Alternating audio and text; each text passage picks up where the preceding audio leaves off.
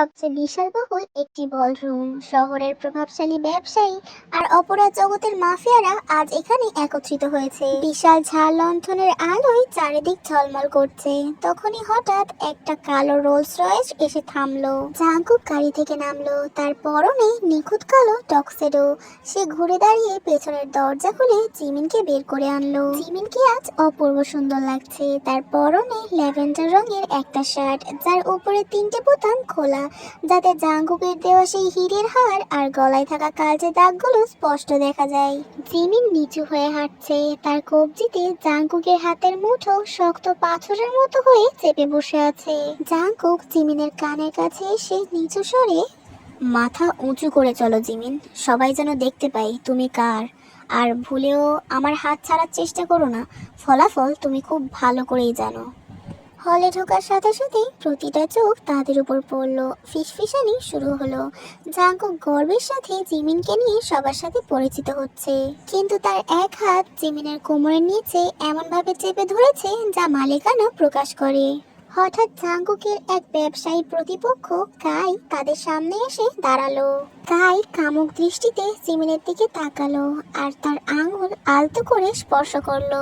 বাহ জাংকুক, তোমার রুচি তো দেখি দারুণ। এই সুন্দর পাখিটিকে কোথায় পেলে? একে তো এক রাতের জন্য ধার দেওয়াই যায়, কি বলো? জাঙ্কুকের চোয়াল শক্ত হয়ে গেল, তার চোখের মনি আগুনের মতো জ্বলতে লাগলো। সে জিমিনের কোমরে আরো জোরে চাপ দিল। জিমিন যন্ত্রণায় কোকিয়ে উঠল। জাঙ্কুক তার হাতে থাকা ওয়াইনের গ্লাসটা টেবিলে রাখলো, তারপর কায়ের খুব কাছে এগিয়ে গেল। জাঙ্কুক খুব শান্ত কিন্তু ভয়ঙ্কর গলায়, আমার জিনিস নিয়ে কথা বলার আগে তোমার নিজের কবরের মাপটা জেনে রাখা উচিত ছিল কাই। কারণ জিমিন আমার নিঃশ্বাস, আর জিয়ান জাঙ্কুকের নিঃশ্বাস যে তার কাছ থেকে কেড়ে নিতে চাই, জাঙ্কুক তার পুরো পৃথিবী শ্মশানে পরিণত করে দেয়। কথা শেষ করে জাঙ্কুক জিমিনকে হিড়হিড় করে টেনে বলরুমের এক কোণায় অন্ধকার ব্যালকনিতে নিয়ে গেল। জিমিন ভয় কাঁপছে। জাঙ্কুক তাকে দেয়ালের সাথে শক্ত করে চেপে ধরলো। তার চোখ এখন হিংস্র পশুর মতো। জাঙ্কুক চিৎকার করে, কেন কেন ও তোমার দিকে এভাবে তাকাচ্ছিল? কেন তুমি ওর চোখের দিকে তাকিয়েছিলে? আমাকে উত্তর দাও জিমিন, অ্যানসার মি। আমি তোমাকে আগেই বলেছিলাম যে তোমার এই চোখ দুটো যেন আমাকে ছাড়া আর কোনো পুরুষের দিকে না দেখে। কেন তুমি ওর দিকে তাকালে? জিমিন কান্না ভেজা গলায়, কিন্তু কিন্তু আমি তো কিছু করিনি জাঙ্কুক, আমি তো নিজেই তাকিয়েছিলাম। তুমি তুমি কেন আমাকে এভাবে সন্দেহ করছো? জাঙ্কুক জিমিনের গলায় থাকা সেই নেকলেসটা ধরে টান দিল। কারণ আমি চাই না এই পৃথিবীর কোনো বাতাসও তোমার শরীর স্পর্শ করুক। তুমি শুধু আমার জিমিন। জাঙ্কুক হিতাহিত জ্ঞান হারিয়ে জিমিনের ঘাড়ে এক গভীর কামড় বসালো। তোমার প্রতিটি রক্তকণিকায় শুধু আমার নাম লেখা থাকবে, জিয়ন জাঙ্কুকের। জাঙ্কুক জিমিনের ঠোঁট দুটো নিজের দখলে নিয়ে নিল। সেই চুমুতে কোনো প্রেম ছিল না, ছিল এক আদিম ঈর্ষা আর ক্রোধ। জিমিন দেয়ালের সাথে পিষ্ট হচ্ছে, তার নিঃশ্বাস বন্ধ হয়ে আসছে।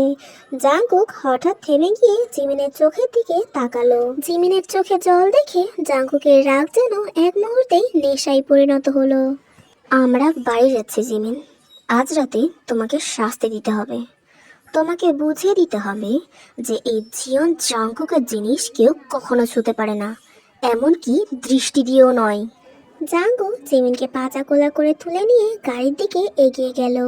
জিমিন বুঝতে পারলো আজ রাতের অন্ধকার তার জন্য আরো বেশি ভয়ঙ্কর হতে চলেছে। জাঙ্কুকের এই অবসেশন তাকে ধীরে ধীরে ধ্বংস করে দিচ্ছে, অথচ এই মরণ খেলা থেকে পালানোর কোনো শক্তি তার কাছে অবশিষ্ট নেই। জাঙ্কুকের বেডরুম। দরজায় লক হওয়ার শব্দটা জিমিনের বুকে তীরের মতো বিঁধল। জাঙ্কুক জিমিনকে বিছানায় ছুঁড়ে ফেলে দিল। সে তার গায়ে থাকা কালো কোটটা মেঝের উপর অবহেলায় ছুঁড়ে মারল। শার্টের হাতাগুলো কোণে পর্যন্ত গুটিয়ে সে এক পা করে জিমিনের দিকে এগিয়ে এলো। তার চোখে এখন কেবলমাত্র আদিম আক্রোশ আর তৃষ্ণা। জিমিন বিছানার কোণে গুটিসুটি মেরে হাত জোর করে, জাঙ্কুক জাঙ্কুক প্লিজ আমার কথা বিশ্বাস করো, আমি সত্যি কোনো ভুল করিনি, ও নিজে এসেছিল আমার কাছে, প্লিজ আমাকে আর আঘাত করো না। জাঙ্কুক জিমিনের উপর বাঘের মতো ঝাঁপিয়ে পড়ে, তার কবজি দুটো মাথার উপরে নিয়ে গিয়ে চেপে ধরলো। আমার চোখের সামনে ও তোমাকে ছোঁয়ার চেষ্টা করেছে জিমিন, আর তুমি চুপচাপ দাঁড়িয়েছিলে। তুমি আমার মালিকানাধীন জিমিন, আমার অনুমতি ছাড়া কোনো বাতাসও তোমাকে স্পর্শ করতে পারবে না। জাংকুক তার ড্রয়ার থেকে একটা কালো সিল্কের ফিতা বের করলো। তারপর সেই ফিতা দিয়ে জিমিনের 2 হাত বিছানার মাথার সাথে শক্ত করে বেঁধে দিল।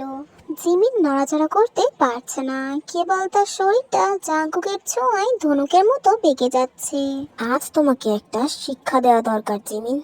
তুমি ভুলে গেছো তুমি কার। আজ আমি তোমাকে সব মনে করিয়ে দেব, তাও আবার যন্ত্রণার মাধ্যমে। জাংকুক তার দাঁত দিয়ে জিমিনের শার্টের বাকি বোতামগুলো ছিঁড়ে ফেললো।